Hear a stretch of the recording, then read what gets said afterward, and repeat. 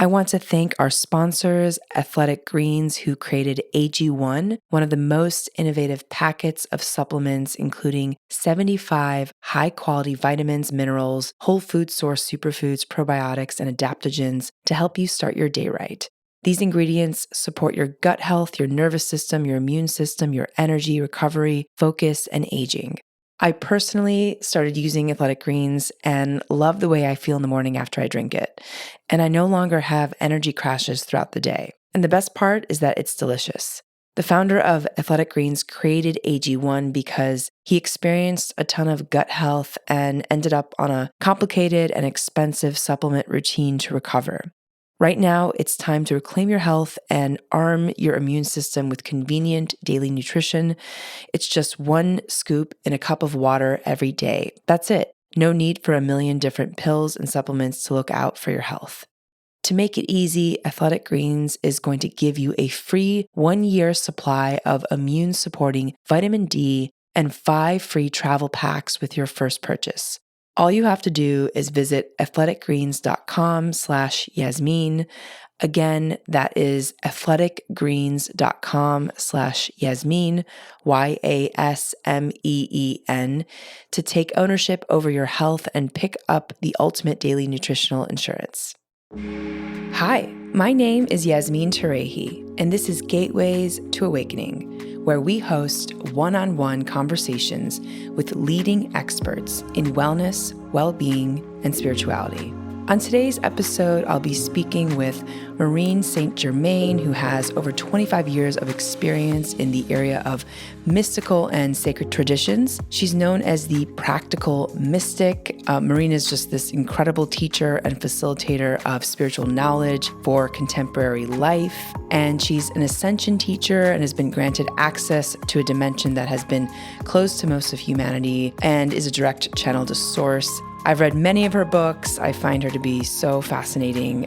Her latest book, Mastering Your 5D Self, follows on the heels of the award-winning best-selling book, Waking Up in 5D and Beyond the Flower of Life.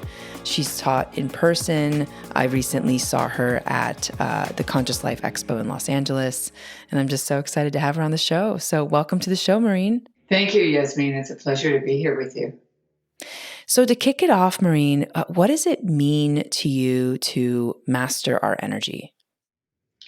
Mastering your energy is a little bit like going to the gym for your physical body. So you're learning to understand that you are greater than just your physical body that you can see in the mirror. There's actually several aspects: your emotional body, your mental body, and also your spirit body. So we have all these elements that are integrated in who we are, and you are able to impact how you use them once you understand that you have that power. Until then, you think that it's all happening naturally. As a mom, I remember thinking, oh my goodness, I have to teach my child how to manage their emotions. Mm. And so most of us are just sort of like walking through life, kind of reacting to our emotions. And what's sort of the difference between, the spiritual and the physical piece of it? Like, what does that mean to you from an emotional perspective? Well, initially we think of ourselves as our physical body, and we think our thoughts are our mind. But in fact, we're much greater than that. So when we find a way to tap into our inner wisdom channel, then we can begin to understand more about who we are and what we're doing. The presence of the emotional body impacts how we interact with others. We often find ourselves driving an argument or a discussion or a love conversation through our emotions, but we don't think about it as a separate thing. We think it's all us. And when we learn to master our emotions or master our energy, we're learning to take command of that. So there's a simple process in the world of physical body mastering where you can teach your body to respond to your commands. You can teach your body to expand your lungs or open your heart spiritually. So it takes practice, but there's techniques. For example, if you wanted to learn how to open your heart and be more loving, you could start out your day by thinking about something that you really love.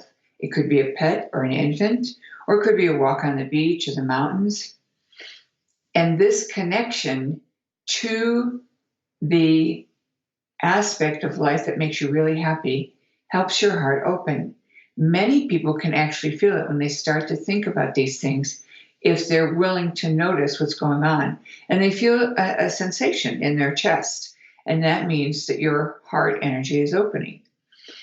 So when you learn to master your energy, you call upon your angels and guides and other beings of light that might be helping you, and ask them to help you understand your emotion and help you contain it.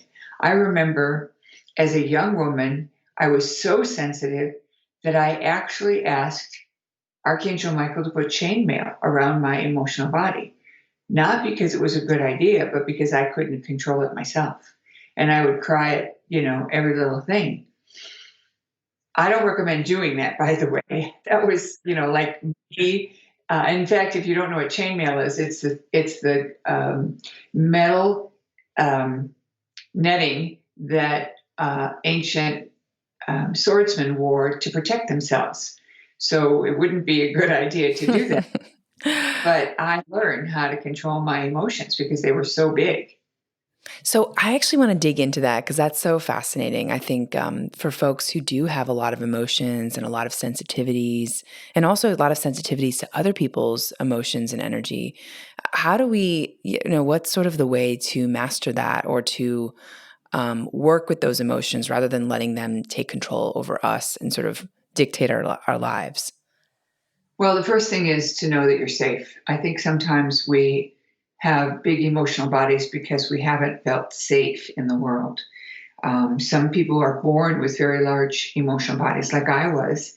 And so I had to understand that I was okay, and that when we discover that we're okay, even when we're not, we decide we're okay, we bring a level of calmness to our physical body, and then our psyche follows suit. It's a very complex thing, but the easiest way to do that is through meditation. And this is why I created so many guided meditations to help me initially. These were all for me, and to help me manage my energy and manage my feelings so that I could walk into a room and not be in a state of distress or anxiety or reaction. So I create, it's so funny because every time I created a new meditation, something would happen, and I would have a friend or a client call me and they'd need it. And I'd say, well, I've been using this new meditation for myself. Would you let me to try it on you? And, when the third or fourth time happens, I'd ask my angels, am I supposed to release this to the public? And of course, it would always be true. So I went through a lot of what a lot of people are going through today. I went through divorce. I went through being fired from a high level job several times. I've had breakups and, close to bankruptcy a couple of times. So, I've been on the edge a lot. And I think that has given me strength to get to the other side. But I also created things so that I could survive and be happy. Wow. And so I think for especially like coming out of the pandemic, I think a lot of people have faced a lot of transitions and change. And so you talk about how that your experiences made you stronger. And I'm curious, like for people that are going through big changes and conflict and struggles. I mean, especially right now, it feels like we're in a mental health crisis where there's a lot of people who are not able to sort of move through these really dark moments and dark periods. What would you say to them? First thing I would say is, even if you don't believe in angels, just say to yourself, okay, I'm not sure I believe in angels, but I need help right now. And I'm asking all the angels that serve me to help me now, help me now, help me now, just like a chant. And then walk away from that, go do something else, and you'll start to feel better. You'll get a phone call, you'll get a connection with someone on your computer, and you'll start to see, oh, it does work. And that encourages you then to do more. I have a really fun guided meditation to the Archangels that's very modern, and it's called The Seven Archangels and the Wheel. And I had so much fun making it because I was guided on what to say and what to put in it. And when you listen to it, you'll see why I think it's funny. There's a more traditional guided meditation for those people who are looking for biblical references and things like that. Again, I was told by my angels what to do and how to do it. And one time when I said to them, well, what if I just say that I'm in and why do I have to keep asking you guys every single day? Why do I have to start my day this way? Or why do I have to, keep pursuing this connection? And their answer to me was, well, honey, when we got married 10 years ago, I told you I loved you. Nothing has changed. And I burst out laughing because I knew exactly what they were doing. They were making fun of me and helping me see when I had been married, there wasn't a day that went by that we didn't say I love you to each other. And if we didn't say it, we knew either I'm in trouble or you're sick, because that's just how we lived. And so then they showed me a sunrise and a sunset. And they said, every day you get a clean slate. Every day you get to choose what you will. So that's when I got the understanding that choosing, I'm on the side of the light, or I'm a good person, or I want help from any of the otherworldly beings that could help me, that are of the light. I don't want any, surprise visitors, that is a commitment to do it every day. And when we have children, we do the same thing. We tell them we love them every day. It's how we live, how we humans operate. And when we live with someone who doesn't do that, it feels uncomfortable. It doesn't feel safe. And so that's how we know. Fascinating. So every day is a clean slate. So, you wake up and you get to choose your day. So that's an interesting concept. I mean, how much of our life is a choice and how much of it is sort of chosen for us? Well, this is a very interesting concept. And there are a lot of people who still believe that their life is being chosen for them. But it is my belief and it is my experience with lots and lots of people that the minute we decide, wait a minute, I'm in charge here, I get to choose, you can start out by saying, I am asking for a day of heaven on earth for me and everyone I come in contact with. And the minute we do that, our trajectory changes, our vibe changes. And then when we meet up with someone, you could be waiting in line at the bank and the poor teller is getting some kind of grief from the guy in front of you, and you step up and everything is milk and roses. And you think to yourself, that's cool. That's really cool. That really works. And so you begin to receive abundance of love, of good fortune, of opportunities, of convenience. I recently submitted something to someone that needed a bunch of signatures, and I discovered that at the last minute that I didn't have all the signatures, and I'd already dropped it off at the FedEx place. So I called the FedEx guy and I said, have they picked up yet? And he said, no, they don't come for a couple hours yet.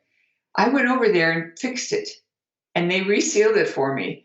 And my friend who heard this story said, you always have the wind at your back. Everything works for you. But I maintain that when we create an energetic discipline that says, I'm choosing to wake up in 5D, and we haven't talked about 5D yet, so it's kind of confusing for people, I'm sure. But I'm choosing to wake up in this place of yumminess. We're creating it, and it follows us around. That's powerful. So is that what you do every morning? What's your morning routine, Maureen? Well, I get up pretty early. I usually get up between 4 and 5 a.m. Wow.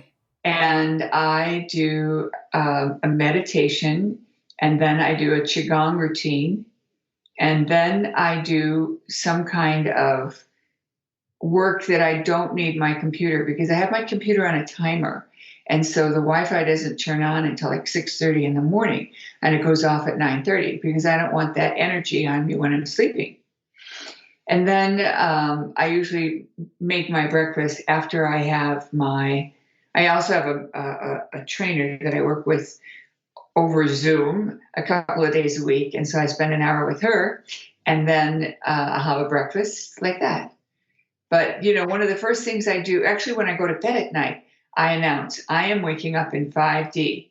So it's funny. I can actually feel it sometimes when I sit up and I don't feel good, or I'm tired, or there's something important that needs to happen right away. I'll just sit there and I can actually feel the positive vibe move in and take over.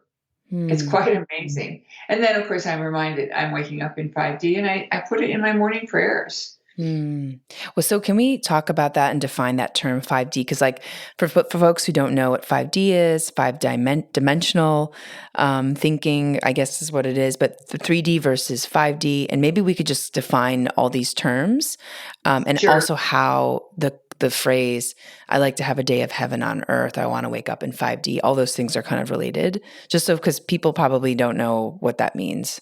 Sure. Well, and I'd really like to tell you the story behind that other one because it's so cool. So let's talk about 3D versus 5D and what 5D is. So the easy way to understand what 5D is, it's fifth dimension, and it's the vibrational data set that we can move into, and it's the equivalent of what our traditions have taught us is heaven.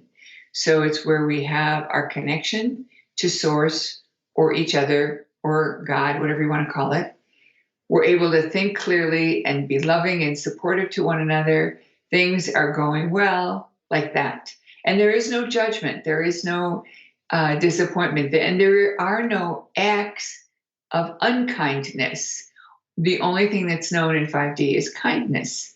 And so it's kind of hard to explain, because in our world, we see everything in polarities. We see the floor is down, the ceiling is up, sugar is sweet, lemons are sour.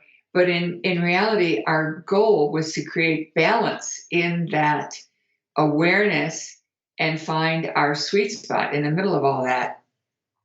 So 3D is where we're filled with judgment, we're filled with remorse or anxiety, or, all those feelings of, am I worthy?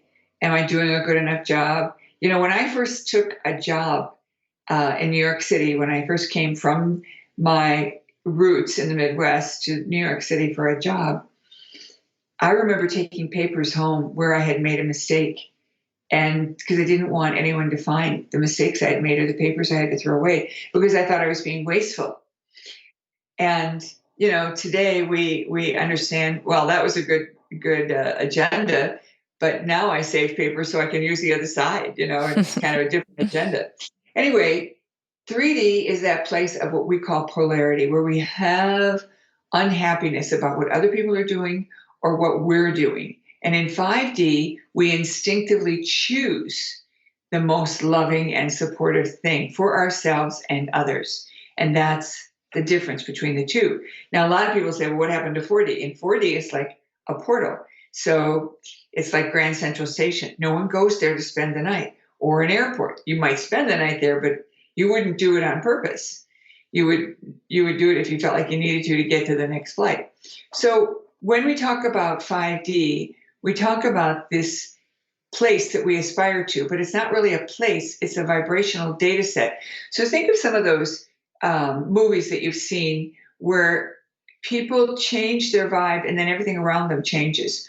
Or they, the movies about time travels, like What Dreams May Come, people change their vibe and their environment changes instantly. We're in 3D, when we change our vibe, our environment changes slower. When we're in 5D, our environment changes very quickly. So when we think something, it happens right away. And over, my students are reporting back, every time I'm in this yummy state and I state that I want to do this or that, everything changes instantly. I remember a time when I had my car fixed. My kids had driven it into something, and there was a few dents, and I thought I should have this fixed. So I had it fixed. And then a couple of days later, I'm looking at the front end thinking, why didn't I have the front end done at the same time? And then I announced, I really wish I had done the front end. And the next day I hit a deer in the front and had to have the front end redone. Now, I want to tell the story, if I may, about a day of heaven on earth, because this is really cool. Okay. I was flying into my home city from the West Coast, and I was then going to turn around later that same day and fly to the East Coast. I had chosen that connection because I wanted to meet with certain people. You know, it was a tight connection, but that was what I chose. And I came home that morning, and a flight service person who was also the ticket agent at my tiny town looked at me when she was loading up baggage at the as you exit the plane, and she looked up and said, "Oh, hi, Maureen, how you doing?" And I said, "I'm doing great, but this is my day from," and I'll just say the letter H. And she looked at me kind of funny, and I was so embarrassed. I thought, "What the heck is the matter with me? Why would I say such a thing?" And so then I said, "But I'm flying with United, and I'm having a day of heaven on earth." Okay, I came home and there was this flood in my house, and I had rented out a room to a roommate, and she didn't even call me to tell me that there was water running. And I'm looking around, my basement is flooded. Oh my gosh. And so I called my neighbor, and I called the plumber, and everything came together. The neighbor came over. The plumber came within an hour of what he said he would do. He asked me where to cut the hole in the wall and find out where the pipe was broken. And I asked my higher self. He wanted to do the upstairs bathroom, but my higher self said, no, the downstairs bathroom.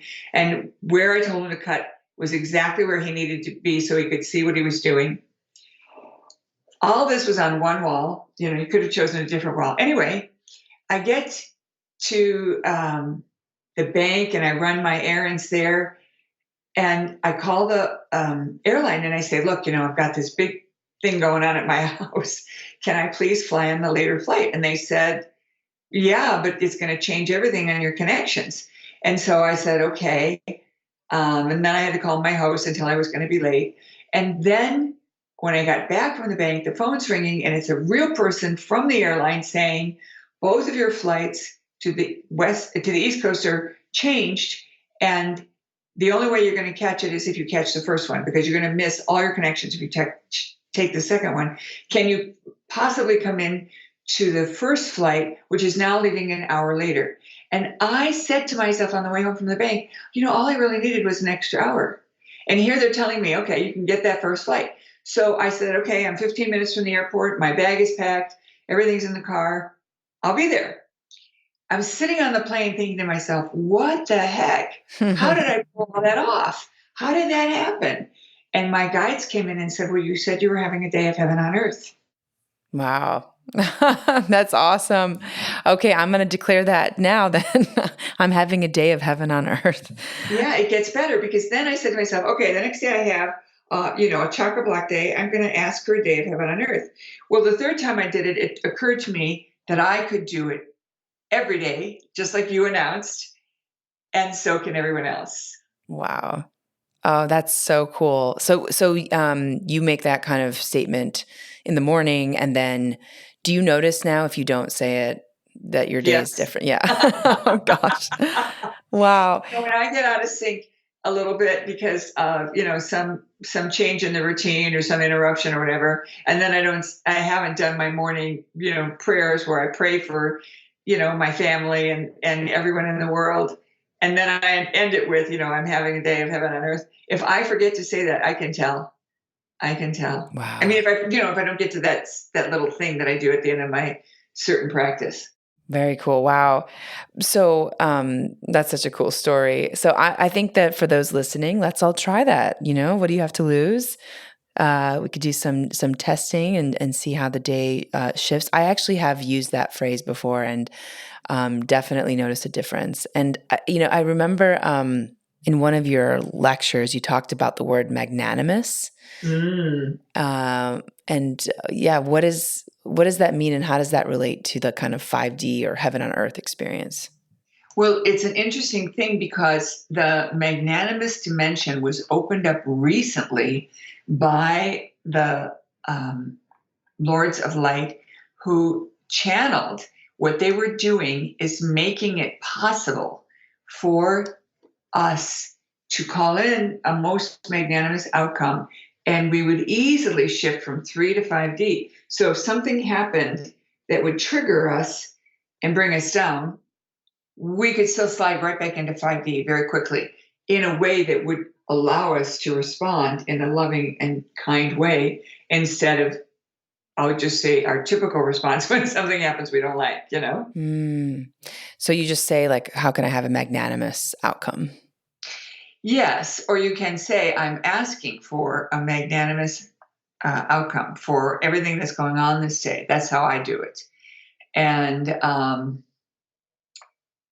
it's very curious because in the old tradition, we always thought of 3D, people thought of 3D as this vibrational data set, and then we'd slide into 5D and we'd stay there. And my experience early on, my guide showed me that it was more like a sine wave. They actually reminded me of a story that one of my kids, that I had around one of my kids when I was telling my mom how awesome it was that my troublemaker son was now stepping up. And she said, well, kids don't grow up in a straight line. And I was aghast. And I said, well, what does that mean? I was pretty naive.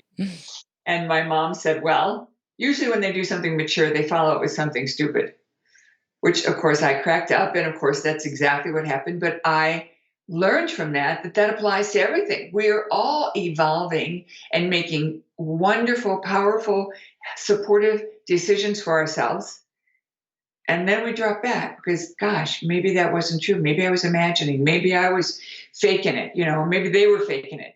And then we move in a little higher. So even though we fall back, the general trajectory is in a motion towards where we want to be.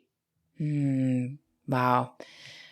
So, Maureen, I think that people who are listening right now are probably super curious, like, how on earth do I raise my vibration? How can I raise my energy? Like, what are some steps? I know in your book you have a ton of different types of advice.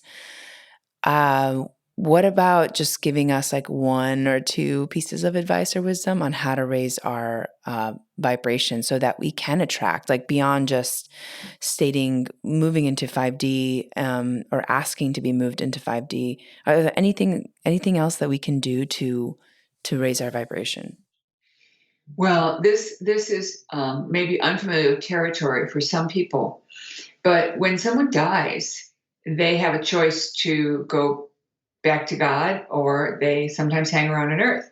And sometimes we call these souls entities or ghosts, but there's a lot of energy that is hanging around, either from a big fight or from a soul hanging around that missed the boat, missed their opportunity to return home to source. And they move into us. When we have a similar feeling, they move in because we attract it. We're like attracts like. So clearing ourselves regularly is very, very powerful. And it's easy to do. And at first it might feel strange, but think about how many times you wash your hands. And so the way you clear yourself is to take a stainless steel knife and cut around the body. I actually have a couple of YouTube videos on this called Clearing, and I show people how to do that. Wait, Maureen, can you say that one more time? What do you do again? One of these videos is actually me on the streets of New York with a stainless steel knife that I'd had in my bag. My students said, can you please show us this? We're begging you, please show us. And so I said, okay, if somebody will video me, I'll do it. And I literally took the knife and, scraped what would be called the aura. So maybe 5 or 6 inches above your head, cutting down in front of my face, not touching my body, but just around the body, and then bringing the knife to the floor, and then doing it on the left side of the arm, on the arms, above the arm and below the arm, and then down the left side of the body. And then the right side of the body, the same thing. And then down the back of the body as best you can reach, and the bottom of the feet. And what this does is causes anything that doesn't belong to leave. You also do a small invocation where you call in Archangel Michael to escort these entities or energies to a place of evolution or dissolution. And that will free up a lot of energy, because a lot of times we think our behavior is coming from us. And when we do this clearing work, all those recalcitrant behaviors drop off because they weren't us. Wow. Fascinating. And how many times do you do that a day? Or does it just kind of once Well, every? it depends upon the work you're doing. You can do it once a day. When people first start out doing this, they really could benefit from doing it once or twice a day, depending upon their interactions with people and what's going on. If they're out in public a lot, or if they're in a hospital, or a nursing home, or someplace where there's people who have died, you're more likely to pick this stuff up. You can pick it up in the grocery store. And, it's an interesting thing when you act out of character and you kind of know you're acting out of character, or somebody calls you out and says, "What are you doing? That's so unlike you." And I even had an incident where I was with a friend and we were in the grocery store, and there was a woman in front of us who was struggling to pay for her food. And I would have just thrown down some money and said, "Here, let me cover you." But my friend stood there watching and probably getting a little frustrated. We get home and he starts saying things to me that are so out of character. I immediately looked at him and said, "What's going on with you? What's wrong?" As soon as I asked that question, "What's going on?" I knew. And that's another key. The question, "What's going on?" is very, very important. Anyway, he had picked up some energy off of that little old lady who was struggling. And he may have done her a favor, because she wouldn't know or have the ability to send this being to the light. But jumping on my friend, it certainly worked out. So when you have something happen that feels out of character, or you feel your response was out of character, or you say to yourself, "Why did I do that?" Or "Why was I so mean?" Or, those kinds of things. When you say to yourself, "What's going on?" the answer will filter in. Sometimes it doesn't filter in right away, but it will filter in. Even those of you who aren't meditating or aren't asking for a lot of outside support like I do, when you ask the question with the "what" word, you will get an answer. Because every other of the interview questions, and there's 6 of them: who, what, why, when, where, and how. We all learned this when we were in elementary school. When we ask the other questions, we're looking to find the problem so we can fix it. Who ate the cookies in the cookie jar? Why were they eaten? When were they eaten? You see? And we're all looking to find the problem so we can go fix it. When we ask the "what" question, it's completely open-ended, and we're allowing our guides, source, whatever, to tell us, and you will get an answer. Very cool. Wow. So what's going on? What's going on? Whenever there's like because it's so interesting, because I think for those of us who are very sensitive, like I was extremely sensitive and empathetic as a child, and then when I learned how to manage my energy, I could pick up on the way people felt in rooms. I could also pick up the energy of a space, and oftentimes, it sometimes can be so overwhelming, right? When you don't know how to interact or what to do with that. And I just, I love these exercises. I love just asking what's going on, as opposed to trying to intellectualize it, because we can't get the answer that way. And even if we do, it's not, sometimes just things don't make sense too, right? Like certain people you might have an interaction with them and it might not go well, and maybe they're just not meant to be in your life, or right. There's a lot of things that sometimes the universe is actually trying to help us and make it super easy, and we want to resist with our intellect. So it's just so funny. Mhm. It's true. And, we're such a mental society in the world. And we tend to, as you say, intellectualize everything and look for why. I have found over the years that the why question is best asked in the Akashic Records. And when you're in 5D, you feel so connected to your own divinity, and you feel secure. So knowing why doesn't matter. It's like moving to the place where someone makes an insult and you smile sweetly and say thank you. And what's really funny about that is when you can do that, um, it's very confounding for the person who's issuing the insult. And they basically back up because they don't know what to do with that. And secondly, I like to joke and say, well, you can pretend you're a dumb blonde and just say thank you to everything because that's all they know is compliments. And it's really a tease on myself. Um, but there's one other tool I'd like to share with you, if I may, and that is when you feel like something has moved in on you and you can somehow sense that something's moved in, and I don't know how else to explain it other than to say all of a sudden you feel different. There's a feeling on you that wasn't there before. You can literally harness that, like see it coalescing or condensing and then going out your feet into the earth. And I've done this many times when I picked up people's fear, not because they were trying to make me fearful, but because they were so afraid that when I touched them, they needed me to take it off of them. And so it just moved into me. And then as soon as I'm feeling like I'm going to drown, I send it into the earth. And everybody can do that. It's pretty easy. You just pretend that everything that you're feeling can slide out of your body through your feet into the earth. I love that. Yeah, that's beautiful. And do you have to be standing up for that visualization, or can you kind of be sitting? What's the Well, protocol? you could do it. You could do it when you're standing or sitting. I actually did it once when I was swimming, and this woman was terrified of the water. And I had told her husband, "Look, you've been on this trip all week, and she's been clinging to you, like glue. I will be her swimming partner, so you can have some fun with the dolphins." So as soon as she jumped in the water, I grabbed her, and I immediately had this fear that she had move into me.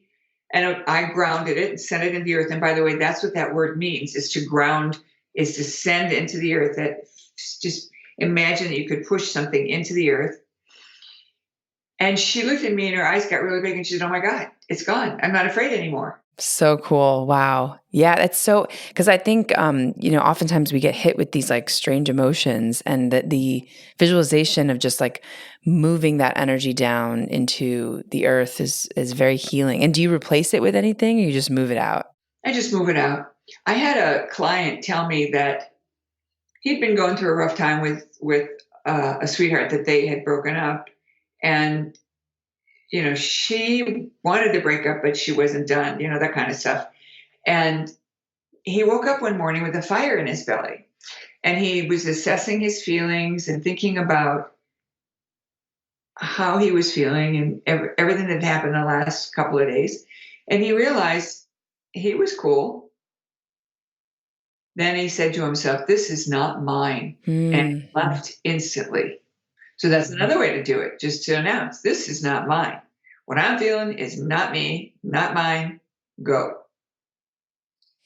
I love that. Okay. All right. So we got a lot of tools for folks listening on how to navigate these kind of, emotions that might not be ours, or to move it down to the center of the earth. Maureen, so I have so many more questions. This is to me so fascinating, and feels like we just got started. You talked about the Akashic Records. Can you explain to people what they are and how we can open them? What does that mean? Let's say I want to open my own Akashic Records. How would you go about doing that?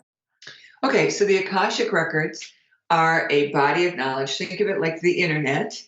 And in the last, I'm going to say, 30 or 40 years, humanity was given full access. And so prior to that, only the mystics or the shamans were able to gain access to this body of knowledge. And the body of knowledge is a recording of everything that's happened, everything that's going on right now. And it also holds possible or probable futures, which we can talk about in a minute. But the idea is that it's just a recording of everything that happened. Think of that court recorder that's taking down everything that people are saying, and then magnify that to everything. And so this record is available now as a resource to help you do a better job. Now, a lot of people use this for past life work, but I'm not so interested in the past life work because I think it's more important to help people today and now, help them get through their stuff today. So that's my focus. And what that means is that you can ask the record keepers about what is going on with your brother and why he's being so obnoxious to you, or is it my highest and best good to take this opportunity? And the record keepers are like advisors. So when the records are opened, there is a wealth of knowledge. And the why question is very suited for that environment because it helps people understand. When you understand that, there was a man who called in on a radio show, and he was complaining about his adult daughter who was not treating him well, and he felt he'd been a good dad. And the record keepers told him through me that his daughter and he were rivals in past life, and they were arch enemies. And he had gone on to a certain level of spiritual mastery, but she did not. And in this lifetime, he agreed to sponsor her to help her catch up. And she's still thinking and feeling that he's her arch enemy. And then they said to him, but she will grow out of it, but it may take a few years. And your job is to love her anyway. Because he wanted her to treat her like he wanted her to treat him like she loved him and cared for him like he did for her. And they basically said, that's not going to happen. And I can tell you as a parent, when you find out that, your child who's being obnoxious to you is going to get there, but it's not happening today, that's very helpful because it allows you to chill and hang out because it's coming. You just don't know when, but it feels better to have a feeling that there is an end date on that. Now, as far as asking how to open your records, we use a protocol, and the protocol is repeating a simple prayer 3 times. But I offer classes and trainings. I also wrote a book on opening the Akashic Records. If you're good at self-study, you could use that to open your records. And basically, you implore the record keepers to give you access to this available information. And what's so amazing is that even the people who are sure they don't get anything, when they access the Akashic Records, the information flows like water. And one of the things that happens is you wonder, is this for real? But then enough happens that it becomes very clear that yes, it is. So it's not a form of prediction. It is a form of resource to help you make better decisions, to improve your life, and to evolve quicker than you would without that advice. Wow. And how long does it take to access the Akashic Records? Just a few minutes. You just, it's like learning how to play the piano or something. The more you do it, the better you get. So, repeating the prayer only takes a few minutes. And then you start out by writing out a question and letting the record keepers answer. Now, I will tell you, there are people who can access the Akashic Records without doing this little ceremony. And I don't want to judge that. What I will say is, in my world, we created the lineage and the way we do it to ensure success. So we look at it more as a way to keep yourself in humility and not go into, oh, I can do this. Because you have to ask every time, is it okay if I go in? Fascinating. Yeah. Wow. Would you be open to doing like a live question with the Akashic Records, or prefer not to do that? I could do that. Let me just check in and see if it's appropriate. This the old ask thing. Okay. It would be like a light question, nothing crazy. Okay. All right. If you want to, let me give me a second here, and I'll grab my book. Okay, I'm ready. Your records are open. Okay, great. So my question is, now that the records are open, is there a bigger creative path for me in this road of expression, communication, and storytelling? And I say this because I think, this podcast has been great. And I think I'm just curious if there's something more that I can offer creatively in the work of consciousness? Well, we'd like to start out by telling you that your current energy is quite high. And for all souls, there is a higher road to take, no matter where they're at. So when they are ready to move up, that's when they start asking this question. And for you, there is a bigger role as a radio host for a bigger outlet, a bigger opportunity. And we ask you to make a clear intention that you're ready for that. And then ask the universe to create the opening, the opportunities, and you will show up and do your part. Part of what holds you back is the subconscious wondering, am I good enough? Am I doing the job I need to do? Can I do it better? And at the other hand, when you start to feel a little bored with it, or a little bit of what we will call slowdown with it, that's when you recognize, okay, time to level up.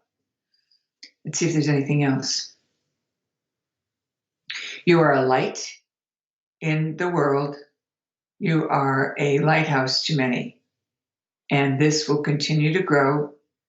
And as we say, make the clear intention you're ready for the next opportunity, and it will present itself. Beautiful. And is there anything in like writing or storytelling? Because I think that's also, it feels like there's been a big gift in that, like with film writing and audio journalism. And I'm just curious if there's anything there.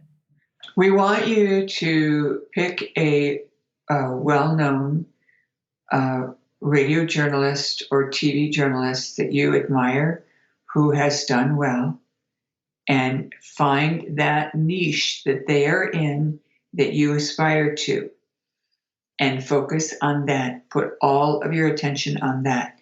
Writing a book is perhaps something that will evolve as you tell your story. And if you are not keeping a journal, you need to, and that will write the book for you. But your niche is definitely where you're at and is growing. Okay. Wow. Is there anything else that I need to know, or I guess what's the most important thing for me to do next?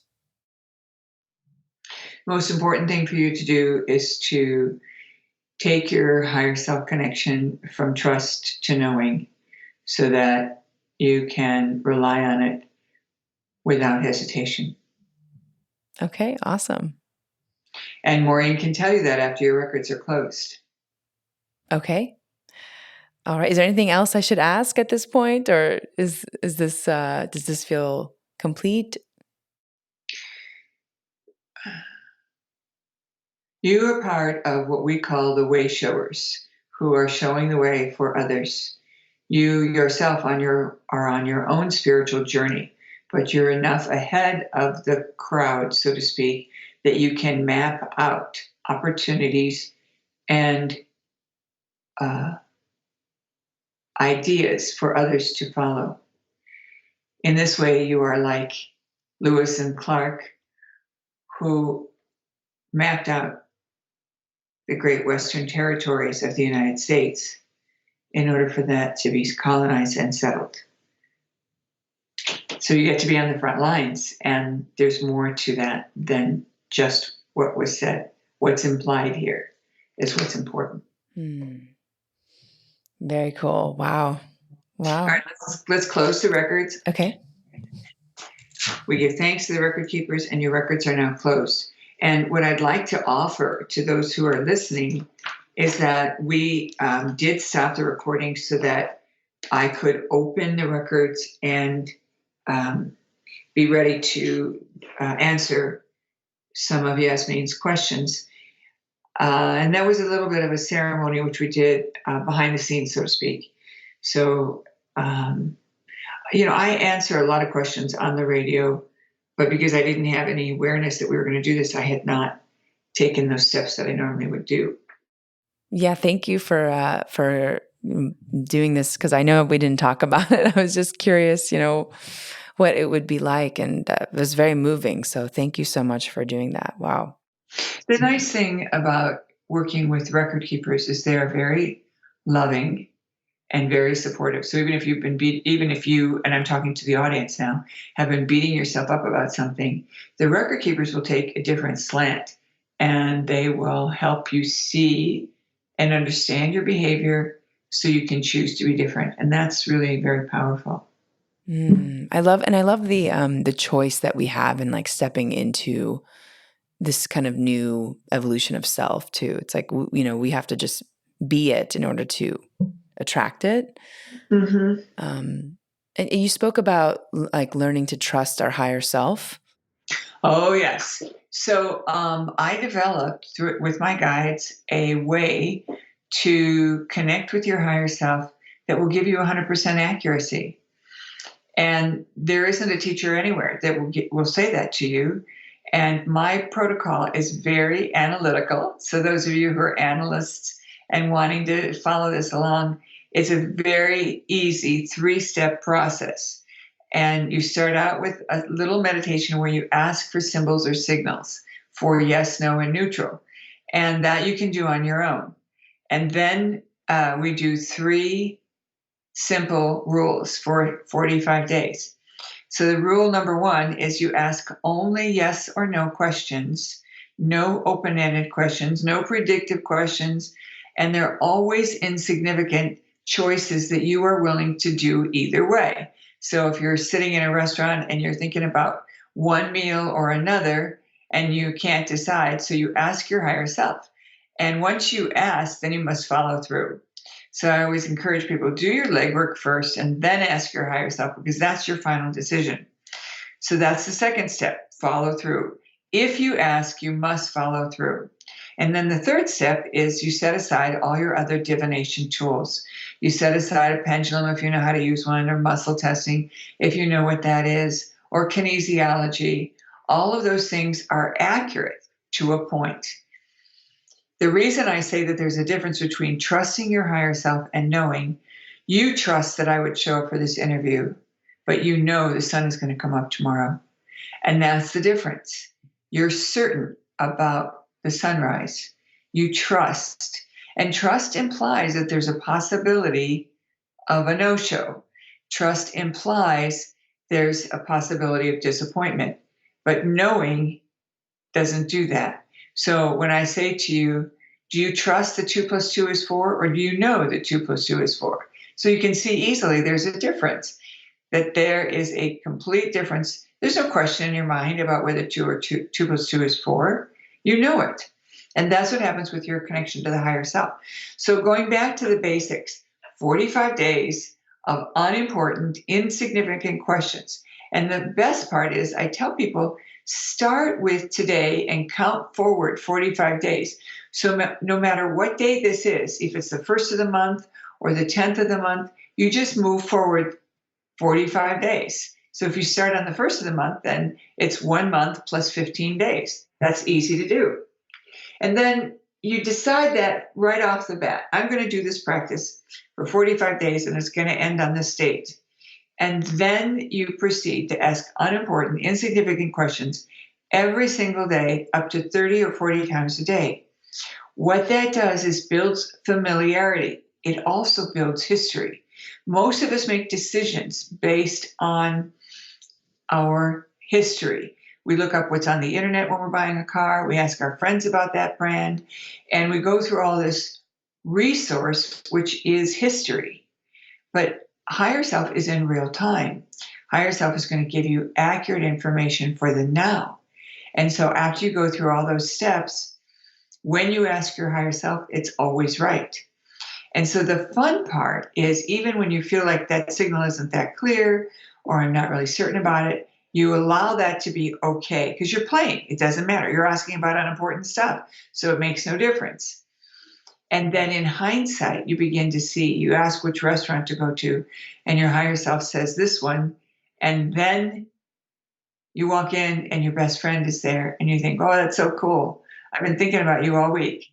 So there's cool things that'll happen as a result of asking your higher self. And you always ask the same way. higher self, is it in my highest and best good to take this action? Again, don't talk about the future. Don't ask about what other people are doing. Simply my action steps this day at this moment. That's so interesting. Okay.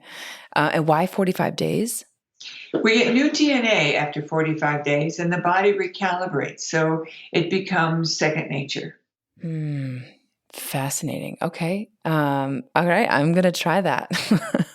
Oh, it's wonderful. I'll send you the handwritten text on that so you can really, level up. And it's just small decisions because I usually, it's so funny. I feel like I'm pretty intuitive, but for some reason, I don't always follow my intuition. I mean, it's it comes and goes, and there's reasons for that. But Yeah, and to be fair, that's what everybody does. Everybody who feels like they have a little bit of intuition or a big amount of intuition, they follow it most of the time. And that's my test question. When people say, "Oh, I don't need that. I already have a good connection." I always ask, "So, do you always follow your higher self?" And of course, the answer is always no. no. Um, you know, and my response to that is then you don't believe in it. You don't know that it's your higher self, because once you do this exercise, there's no question. It's like in the old days when people didn't have caller ID, you could pick up the phone before you said hello and know who it was. Many people did this. Yeah. So it's possible to learn the skill. And oh, by the way, as you were saying you were going to do it, I thought, oh yeah, the record keepers just told you to do it. Yes, yeah, and to journal every day, which I used to journal every single day, and then I sort of stopped doing that. But it was profound when I did it, journal every day, and I mean I have so many great insights in the morning. It's just like powerful. Maybe you could journal at a meal and write about your interview. And not a lot about the interview, but just how you felt about the interview or what you learned from the interview that struck.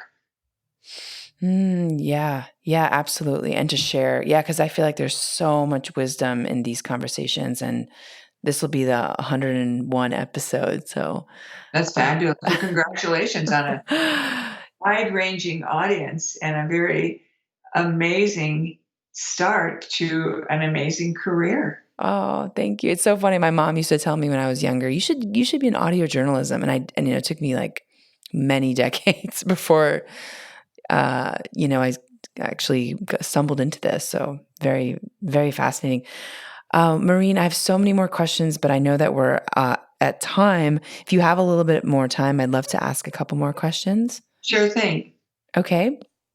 So, I'd love to know what your journey was like. Was there like a catalyst, like a person or event that placed you on this path? Your name is Maureen St. Germain. I think for people who may or have not heard of the Ascended Masters, I think it would be a good idea just to explain who they are and also how you got your name.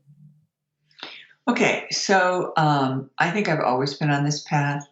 From the time I was a child, I knew what my interactions would be to help people. I didn't really have a sense of what my true purpose was as a child, but I knew I wanted to help others. And I also knew that I was being watched by beings of light and not so good ones. And I didn't have a strong imagination from television because we didn't watch television. We were a farm family. And so I grew up knowing about the angels and the saints because I grew up Catholic. Um, and when my first marriage ended after 25 years, let me back up. When I was 11, I couldn't figure out what to use as a confirmation name.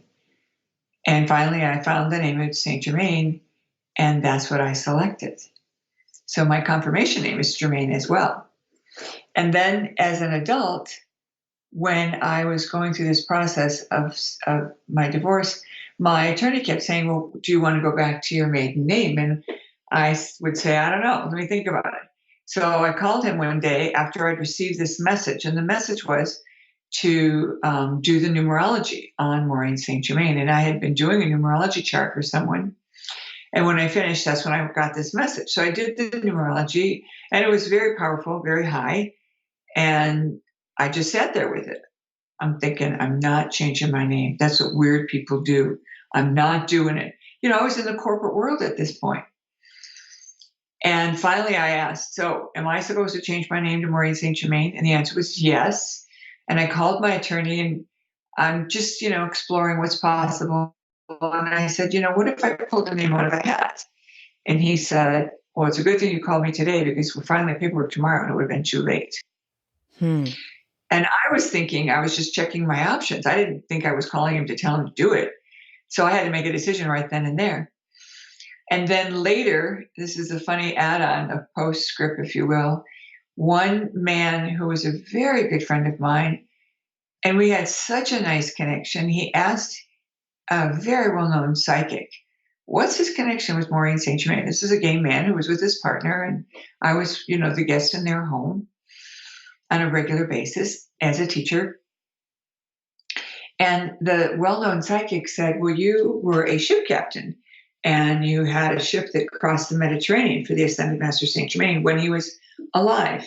And just in case you're not following this story, an Ascended Master is a human who has been on the earth many lifetimes and achieved a level of mastery so that they can now be of service from the other side.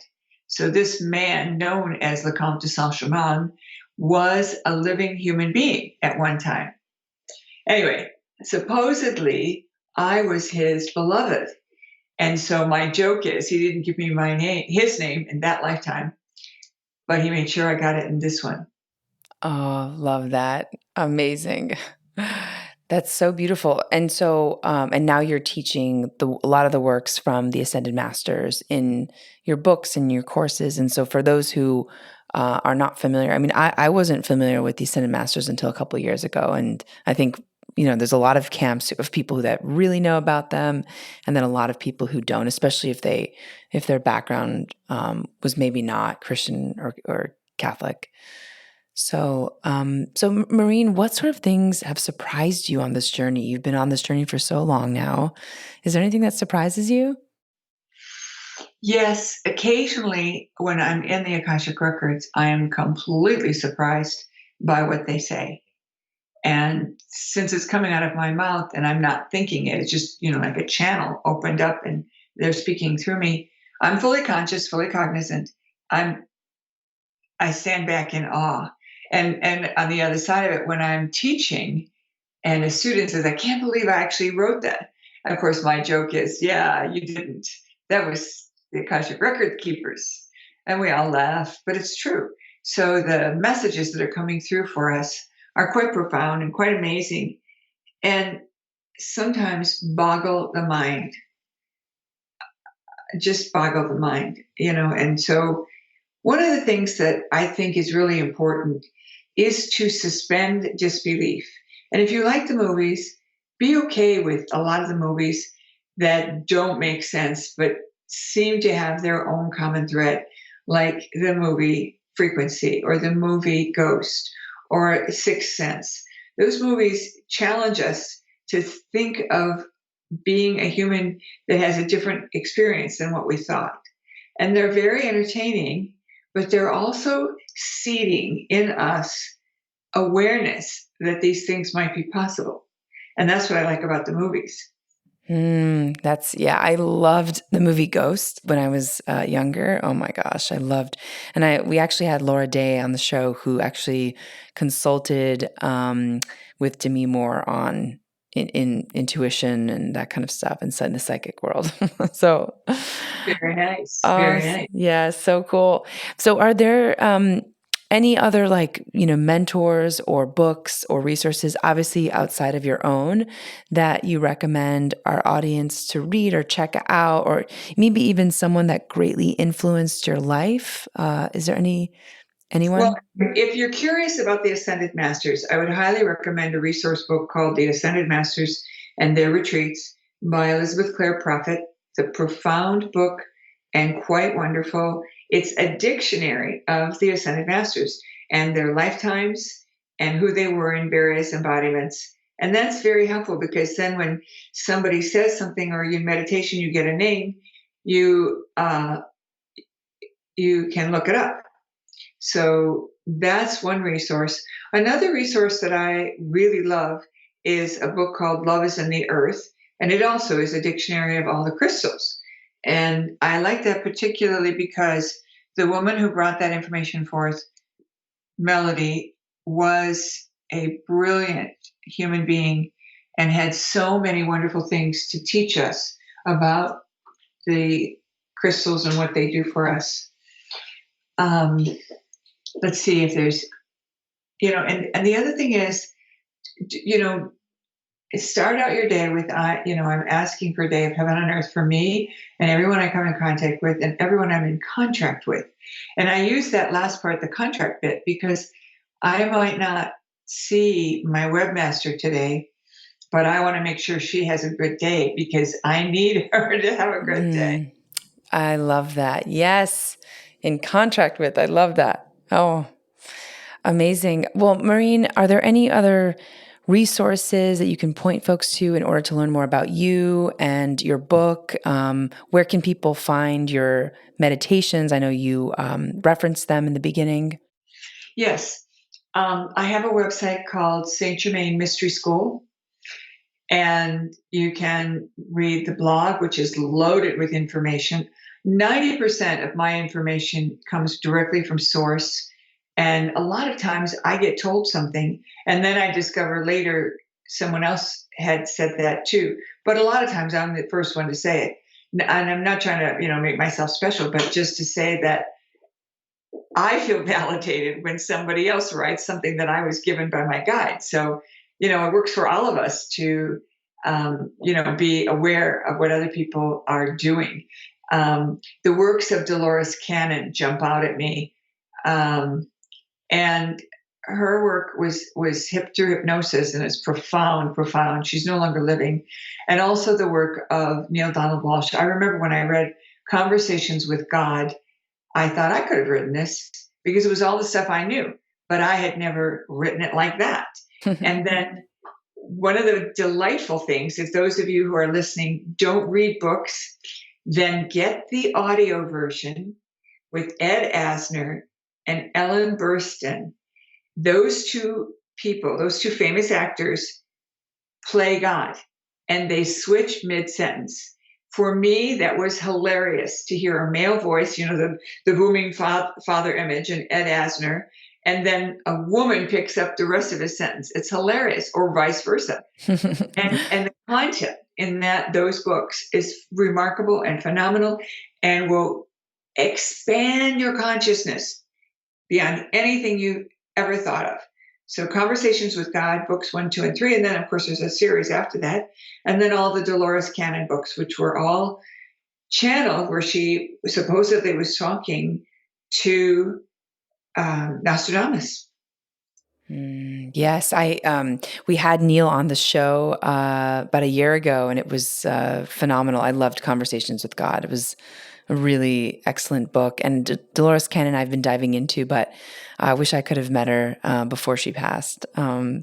Thank you so much, Maureen. This is so fascinating. I know we didn't get to some other questions, so maybe we could do a part 2 at some point later and get into things like the flower of life and the Merkaba and tetrahedron and all this other stuff. So, but thank you so much for taking the time to talk to us and to help so many people.